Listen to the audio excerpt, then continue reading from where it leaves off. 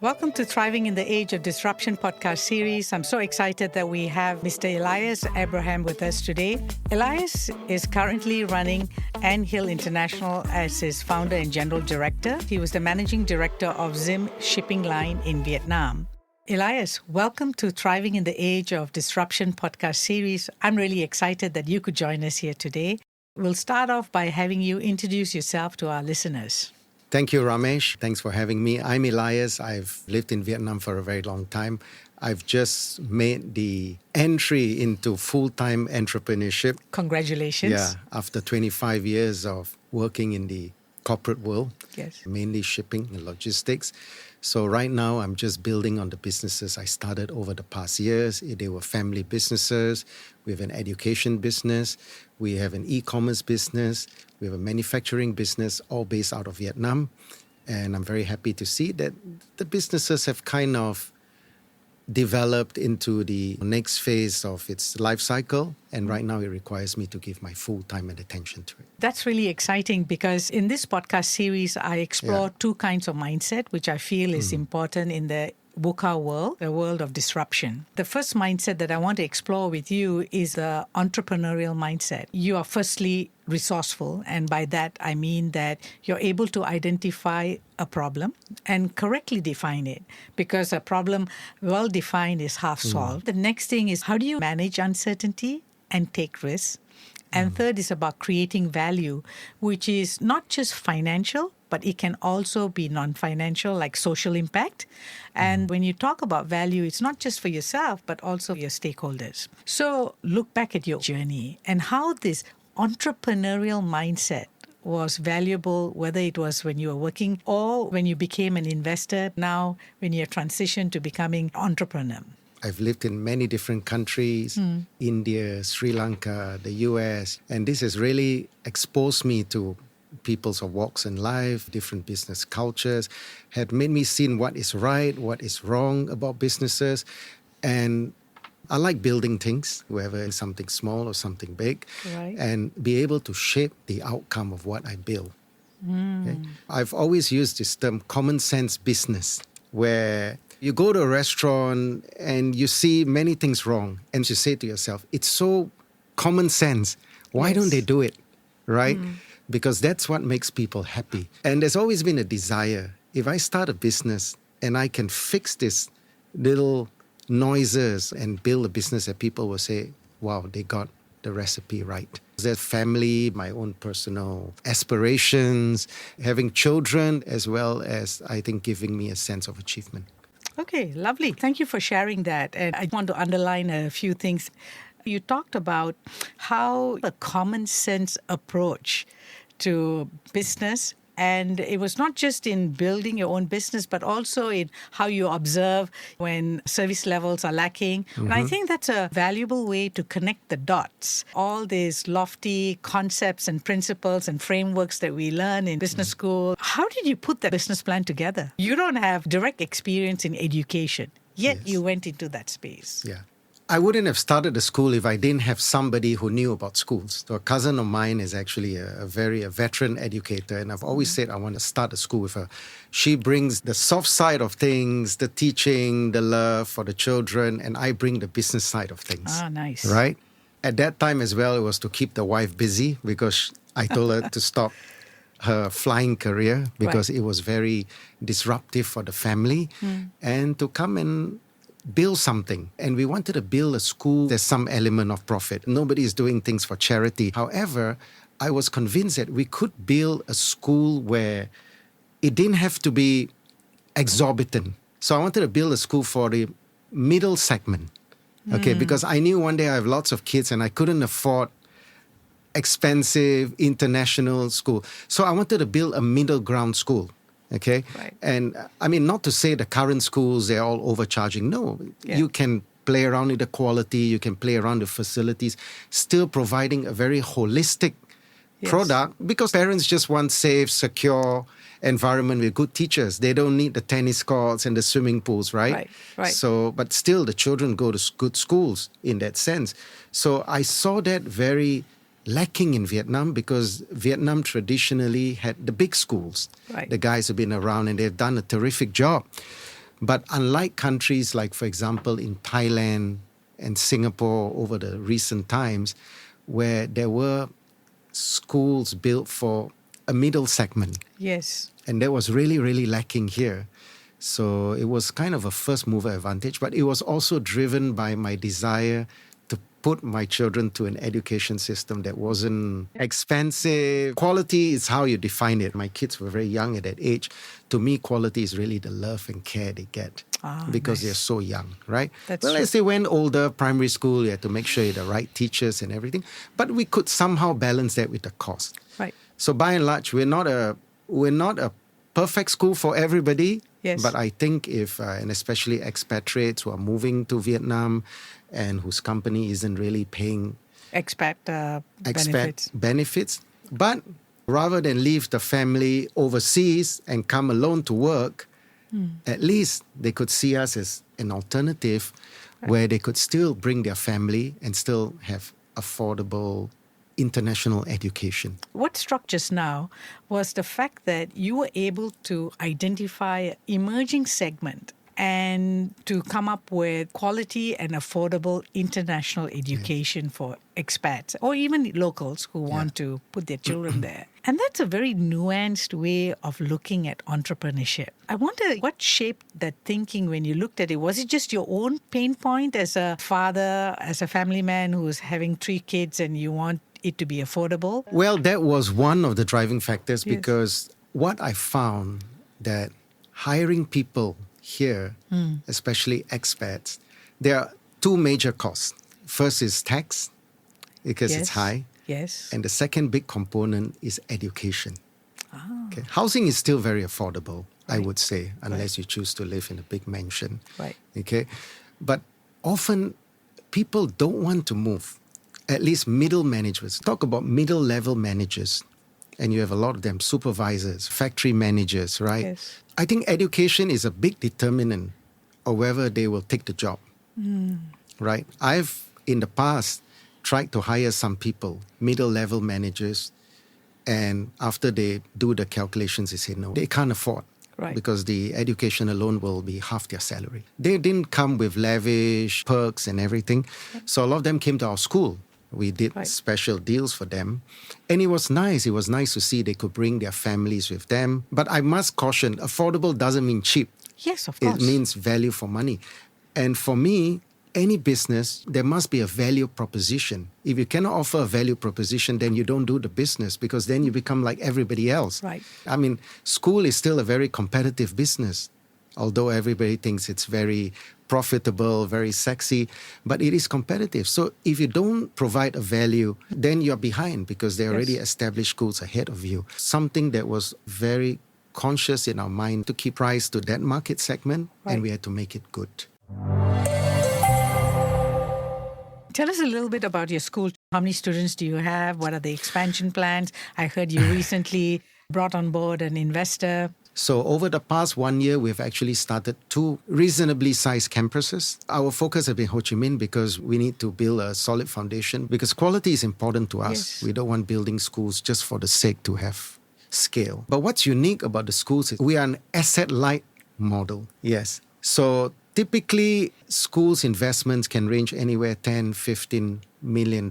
Yes. We build schools that are maybe 5 times less than magnitude.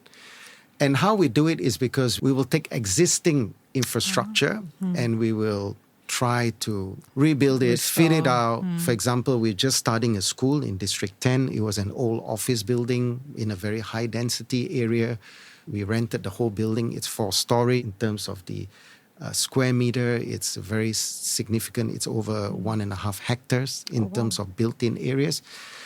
And it looks like a school, so it was very easy for us. So we didn't have to build and spend a lot of money, but we fit it out.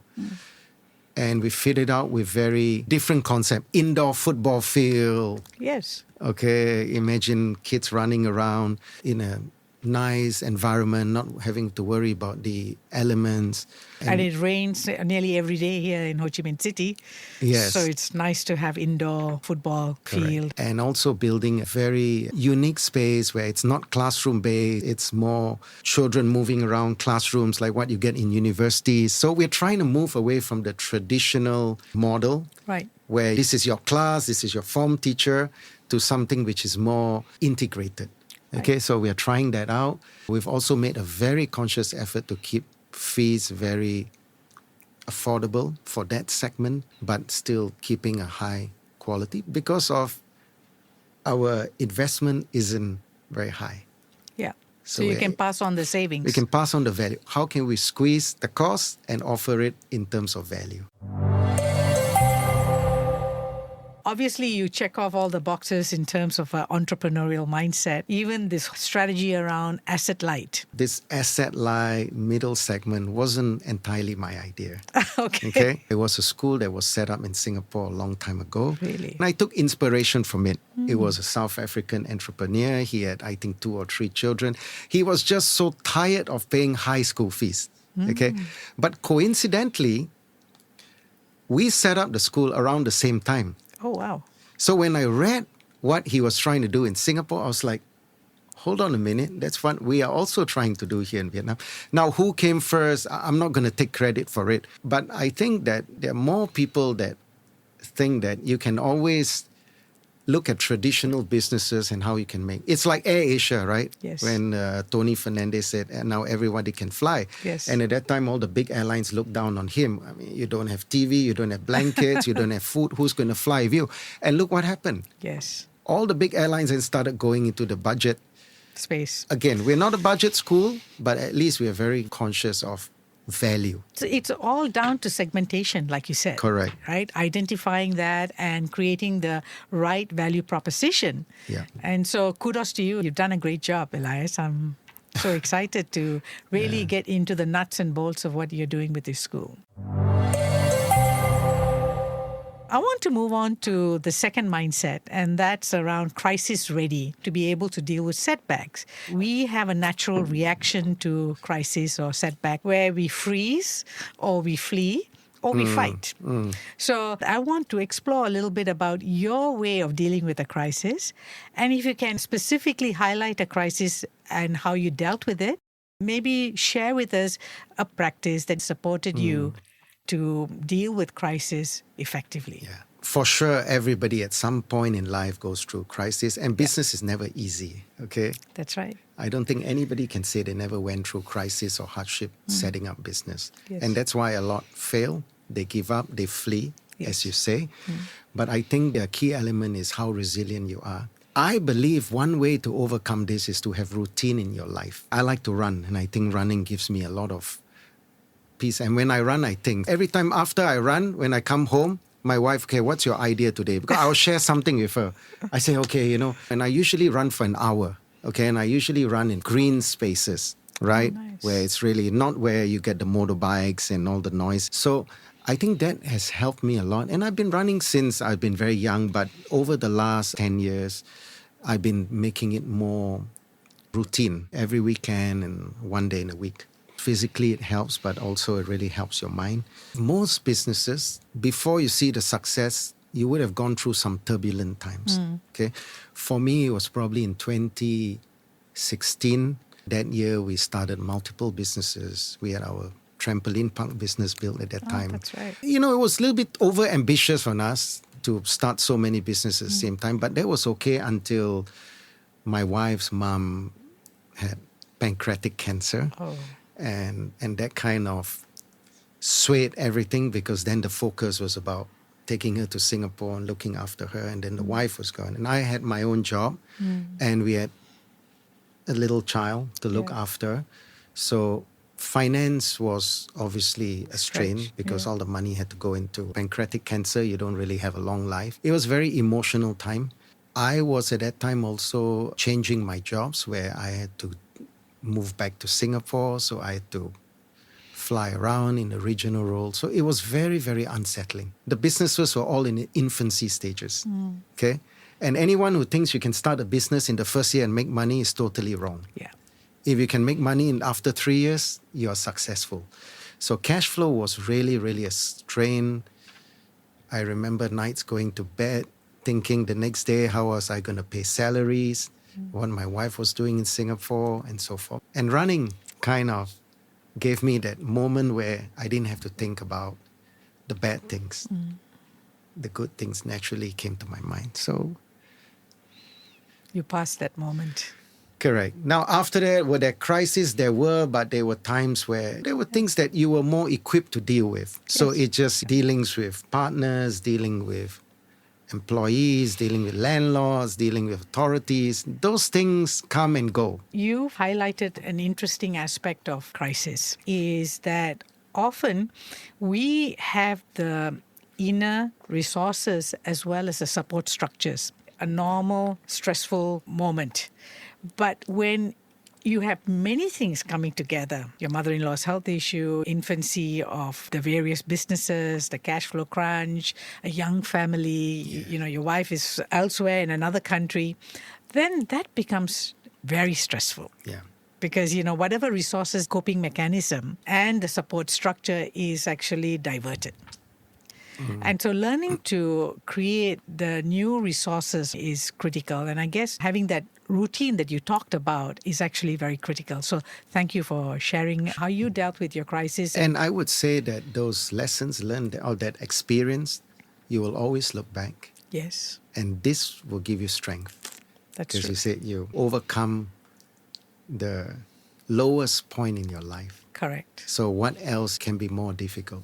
So when you deal with a problem now, that's nothing compared to Yeah, what you had to deal with at that point. what you right? had to deal with, right? My wife has this very nice statement, which I always remember. If money can solve a problem, it's not a problem. Actually, that's so true. So if you have a health problem, you can't solve it with money, Yeah. no matter how much money you Yeah. have, right? Yeah. If you have run into some kind of problem with the government or the police or something, you can't solve the problem with money. Yes. So sometimes we should be thankful that if we have the means to rectify the problem, if it's a business loss, we go borrow from the bank or something, then it's not a problem. Yeah, It's how you manage it, that's right. right? So your perspective becomes important. It's about how you manage the situation. Oh, that's really wonderful. I noticed that you have members of immediate as well as the extended family in some of your business ventures. I will classify you as a family business. There are like 50 different definitions of family businesses, but so long as there are two people from the same family who own at least more than 50% of the shares in a business, it becomes a family business by virtue of the fact that not only are you an owner, but you're also operator or a manager in the business. What have you found to be some of the advantages of having family members work in the business, as well as sometimes the challenges? I think it's a very relevant and interesting question because this is something that comes to mind all the time. And a lot of people ask me about it. Yes. Okay. Let me start with the advantages because I think there are more advantages to disadvantages. Great. Okay. Of course, the advantages is that your interests are aligned. That's true. Okay. Right. So my wife, for example, ran the school with Anne. Anne is just a natural, she's not a businesswoman, but she's good at what she does. And she has the interest in the business because Yes. we're family. I didn't have to guide her, monitor her, whatever, because I know she will naturally do the right things. Yes. Right? My wife, of course. School business is, the trust factor is extremely important because you're dealing with licenses, you're dealing with very complicated that's matters that sometimes it's best to have Trusted people. trusted people to see to it. Yes. Okay. Of course, there are many people you can trust. I'm not saying, but it gives you at least that sense that it's in good hands. 5 years later down the road, you won't deal with a problem where your partner is leaving. And then, Yes. so that helps. And it's worked very well for us. I would say one of my success factors in the school and the other businesses is this element of having close family members partake in the business. Right. Okay, and Nelson being my other partner, Yes. he's also been good. He was a silent partner until he chose to come and join me in the business. But he was a safe pair of hands. Yes. I could give him the task that was involving a lot of money, and he was naturally doing the right things. Now, the disadvantage, I would say, is, of course, starting with my wife. You sure you want this to be on air? This is a good, I give it a positive, Yes. okay? The business should not come to the home Yes. over dinner, before bedtime. Yes. Because I felt that, at least in the first few years, as we were very, very entrenched in the business, our conversations are all about the business. Correct. It wasn't about family, it wasn't about our kid in the school or whatever. But it just became a natural instinct to only talk about the business. Yes. So I lost that sense of family. Or the romantic moments of, Romantic husband and moments, wife. right? Because you're So- consumed by the concerns of the Of course, you business. can't help talking about business when you're business Yes. together, but it's a question of to what extent. Yeah. Right? Is it 90% of the time or is it Yes. 10% of the time? So recently we made a commitment because Oh, we had nice. some, my wife has stepped out of the business this year Mm. because she felt that I was best to come run it and she would focus on The kids. the kids, and that's what my primary objective, Right. be the mother at home, just like how I grew up in my family, and that was important to me. But also giving her more free time for herself and recreation and focusing on the very, very important parts of the business, mainly license, land, Oh, nice. and dealing The with... stuff that she can do with a little bit more flexibility Correct. anywhere. And it's the most important stuff Yes. in the school. Yes. And there was some You had to deal with different it. of opinions, but Yeah. eventually we felt this was the right thing to do. So my wife recently said, okay, I'm going to start a group chat just for business. Oh, Separate. And this is the only place we're going to talk about business, how nice. right? All our other group chats is going to be family, it's going to be personal, and we try to stay away from that at the dinner tables. And so far it's worked well. I think it's good. That's the disadvantage I see. And of course, I think the other disadvantage is that sometimes it's very hard for people to separate, leaving my wife aside, for Yes. example, my cousins. Sometimes telling family members, Like feedback on their performance. it's or not as something easy else. as saying to an employee, right? Yes. Or if they're not doing the job right, getting rid of them or whatever. Yes. It's very complex, sensitive relationship to Yes. balance. But you need high EQ for that.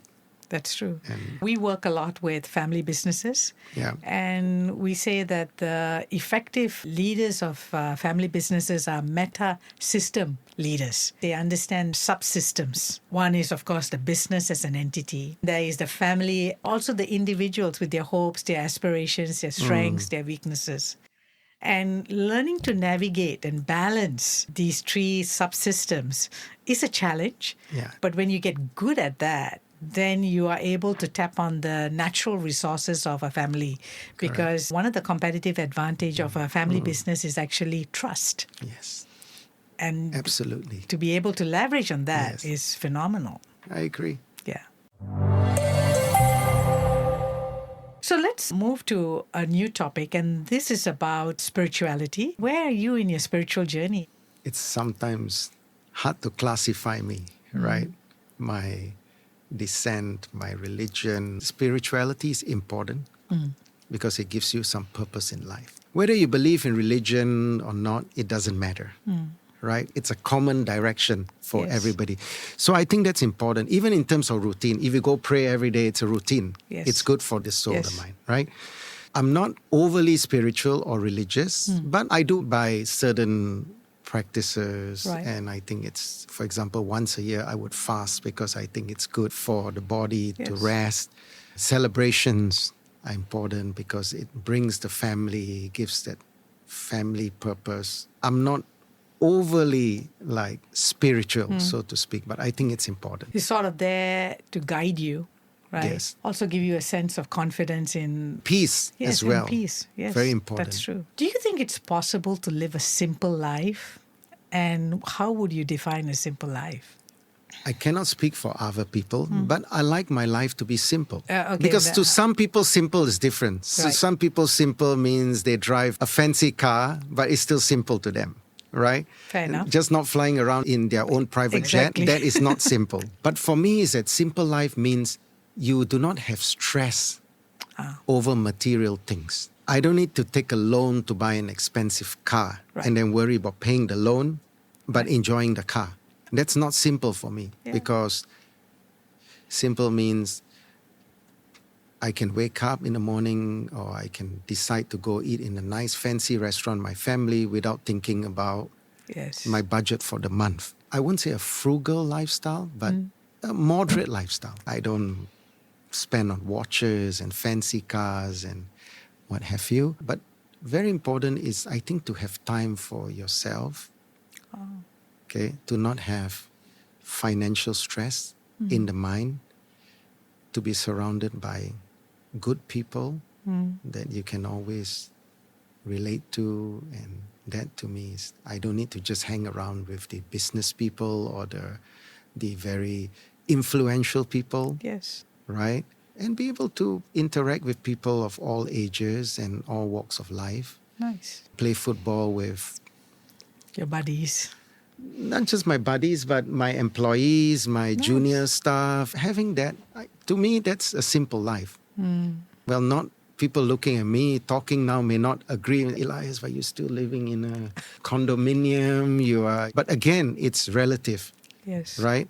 But it also depends on where you are in the social, right? Like I always say, you cannot compare yourself to somebody living in an underdeveloped country because it's different. The way they're brought up, their incomes, it's totally different, right? But at least you can measure yourself against the norm. Right. Right? And making sure, are you a happier person because you live a simple life? If you had to describe thriving, what are the 3 words that you would use to describe thriving? Okay, first I'll say fulfillment. Nice.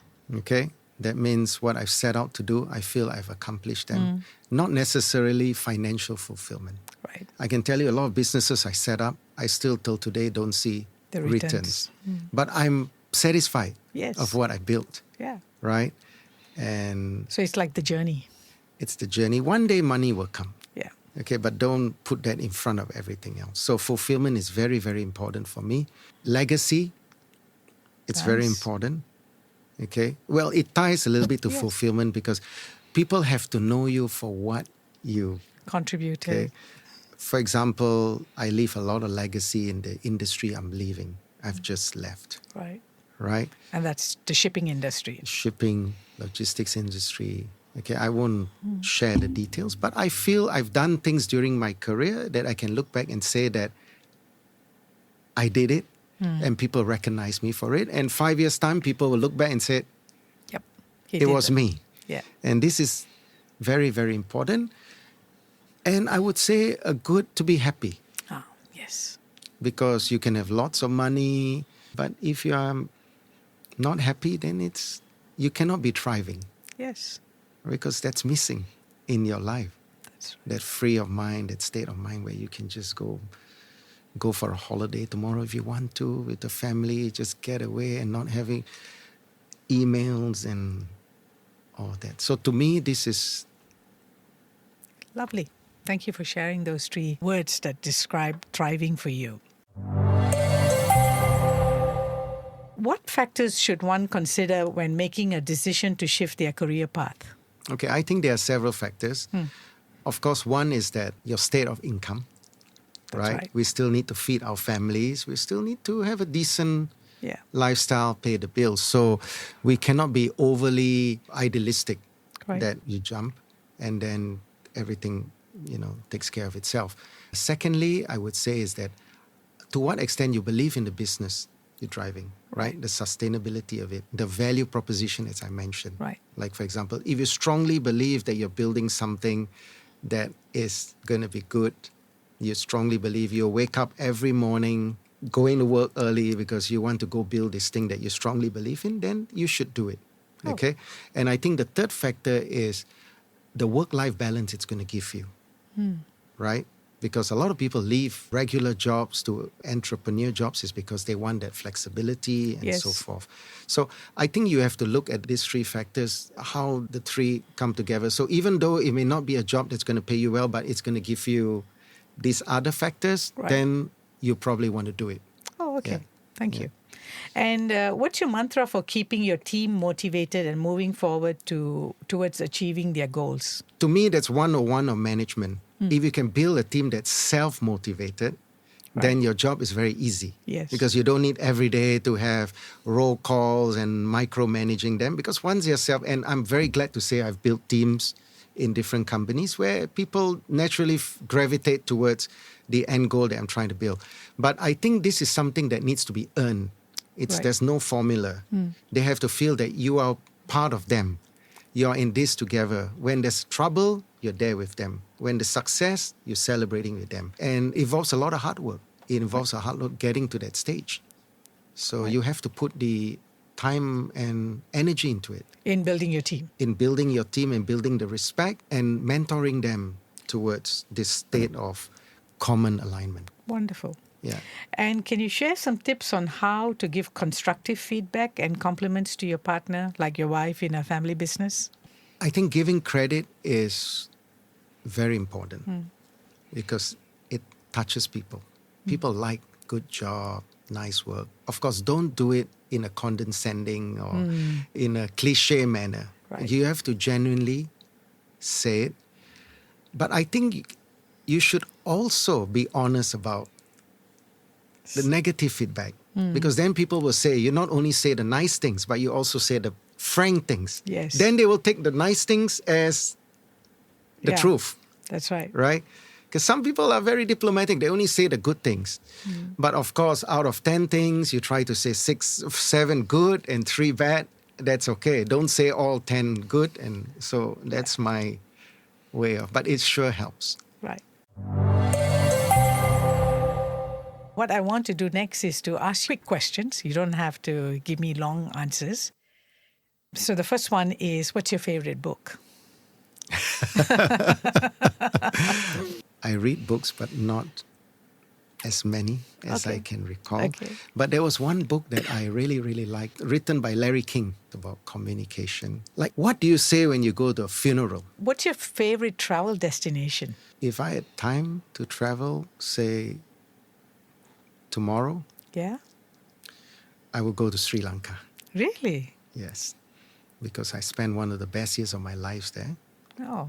I have many good friends there. It gives me peace, that place. I don't know why. Right. Maybe it's the coconut trees. It's that island feeling. Yeah. I really love that place. It's not too busy. You know, it's a country where in one day you can be in the beach, you can be in the highlands, in the cold, you can be in the caves, you can be in the safari. So it's a place I always go back to. I just like to share this with all of you. It's a well-kept secret. Do visit the country when you have time. And what's going on in the country right now does not do justice at all to what the country has to offer. You know, I was born in Sri Lanka. You told me. Yeah, I left when I was 7 for Singapore. Moving back, if you could have dinner with anybody in the world, who would it be? I think I need to pause and think through that question. Okay, then we'll move on to the next question. What's the best advice you ever received in your life? I would say always do the good things and you never go wrong. Yeah. Yeah. And what's the worst advice you ever received? I don't know. I have to think about it. Okay, so let's circle back to the question. Who would you like to have dinner with? I think I need to think about it. Just pause for a moment. There is somebody I'll probably like to have dinner with. There is somebody. I mean, I'm a sportsman. Yes. So I would love to have dinner with a famous sportsman. Okay? Okay. And my favorite sports is soccer, football. Okay. Okay? If I were to give a very superficial, very cursory kind of answer, Yes. I would say Messi. All right. Right? Not just because he's a great footballer, but where he came from. His and journey. I think he's still a very down-to-earth person if you look at his persona, his family. So he's not one of those pompous football stars. Yes, they're good. You have admiration for them, but it's not somebody you really want to have. I would go with that because I think sports is a very, very unifying factor in everything we do, in business, in family. You can have family sporting activities to bring yourself close to family. You can have sports in your office to bring people together, and it's also very good for your health. Yes. So I'm a big advocate of that. Okay. So that Cool. will be my... Just to round off this whole interview, what are your thoughts about sustainability? We do work in that space, and we say it's the ongoing thriving of a living system. So we do it more from a mindset change. If a company wants to look at sustainability as a strategy, then first people have to get, how they want to shift their thinking around that. But in your case, I'm curious to find out whether it was in the shipping business earlier or even with the school, how does sustainability show up in terms of activities? I think it's very relevant and it's everywhere. Okay, a lot in shipping, Yes. of course, because our Yeah. ships go around the world. You have all kinds of factors, and more so in industries like that. When I see people burning trash and plastic, it really, really, really affects me. One, it's really killing your environment. Right. It's affecting your children. It's bad for the environment. So just little things, trash and things like that. And it has to start with the common man. No matter what you do, every person has to be Playing their part. civic conscious, play their part, and do what's right. But it comes through years of education, right? Yeah. These things you don't need to teach in some countries Yes. because they are, from the babies, they're already taught that you need to recycle Yes. and that. But it's less so. It is definitely something of importance because I believe in global warming. Well, not everybody believes, but I think it is, the world is really changing as a result of this. Right. And if we don't do something today, our children, our grandchildren will really, really, They will suffer the consequences. they will suffer, and we can live for today and think everything's okay in the future, but I don't think that's the right thing.